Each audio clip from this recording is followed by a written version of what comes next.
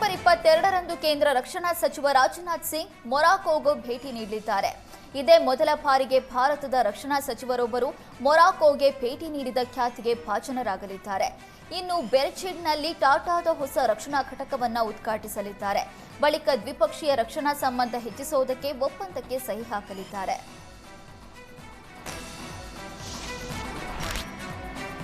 ಪಾನಿಪುರಿ ಅಂಗಡಿಯವ 6 ಬದಲು 4 ಪಾನಿಪುರಿ ಕೊಟ್ಟಿದ್ದಕ್ಕೆ ಮಹಿಳೆ ರಸ್ತೆ ಮೇಲೆ ಕೂತು ಪ್ರತಿಭಟನೆ ನಡೆಸಿದ ಘಟನೆ ಗುಜರಾತ್ನ ವಡೋದರದಲ್ಲಿ ನಡೆದಿದೆ. ಅಂಗಡಿಯವನು ಉಳಿದ ಪಾನಿಪುರಿ ಕೊಡದಿದ್ರೆ ಜಾಗದಿಂದ ಕದಲಲ್ಲ ಅಂತ ಹಠ ಹಿಡಿದಿದ್ಲು.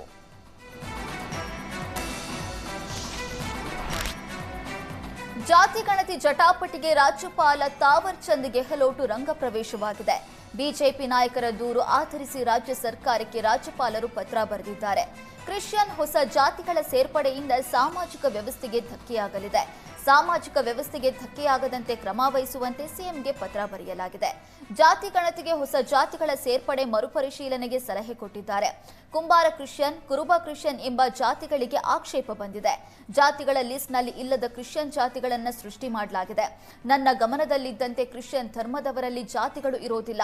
ಕ್ರಿಶ್ಚಿಯನ್ ಜಾತಿಗಳ ಬಳಕೆಯಿಂದ ಸರಿಪಡಿಸಲಾಗದ ಹಾನಿಗೆ ಕಾರಣವಾಗುತ್ತೆ.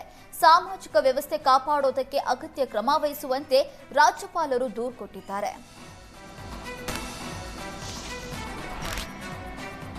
ರಾಜ್ಯಪಾಲರ ಪತ್ರಕ್ಕೆ ಸಿಎಂ ಸಿದ್ದರಾಮಯ್ಯ ಟಕ್ಕರ್ ಕೊಟ್ಟಿದ್ದಾರೆ. ಬಿಜೆಪಿಯವರು ಬರೆದ ಪತ್ರವನ್ನೇ ಫಾರ್ವರ್ಡ್ ಮಾಡಿದ್ದಾರೆ ಅಂತ ಗದಗದಲ್ಲಿ ಸಿಎಂ ಸಿದ್ದರಾಮಯ್ಯ ಹೇಳಿದ್ದಾರೆ.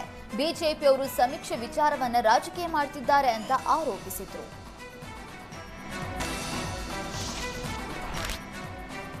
ಬೆಂಗಳೂರು ವಿವಿ ಅತಿಥಿ ಉಪನ್ಯಾಸಕನ ಕರಾಳ ಮುಖವನ್ನ ಏಷ್ಯಾನೆಟ್ ಸುವರ್ಣ ನ್ಯೂಸ್ ಬಯಲು ಮಾಡಿತ್ತು.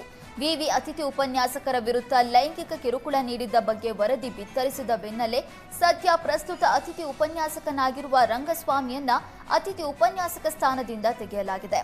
ಉಳಿದ 4 ಅತಿಥಿ ಉಪನ್ಯಾಸಕರನ್ನ ಮತ್ತೆ ಆಯ್ಕೆ ಮಾಡದಿರಲು ನಿರ್ಧರಿಸಲಾಗಿದೆ. ಬೆಳಗಾವಿ ಜಿಲ್ಲೆಯ ಖಾನಾಪುರ ತಾಲೂಕಿನ ಇಟಗಿ ಗ್ರಾಮದ ಸರ್ಕಾರಿ ಪ್ರೌಢಶಾಲೆ ಬೇರೆ ಗ್ರಾಮಕ್ಕೆ ಶಿಫ್ಟ್ ಮಾಡೋದಕ್ಕೆ ವಿರೋಧ ವ್ಯಕ್ತವಾಗಿದೆ.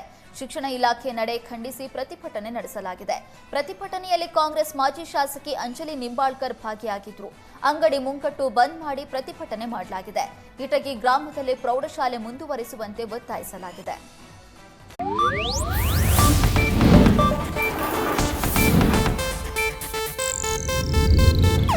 ಇದು ಏಷ್ಯಾನೆಟ್ ನ್ಯೂಸ್ ನೆಟ್ವರ್ಕ್ ಪ್ರಸ್ತುತಿ.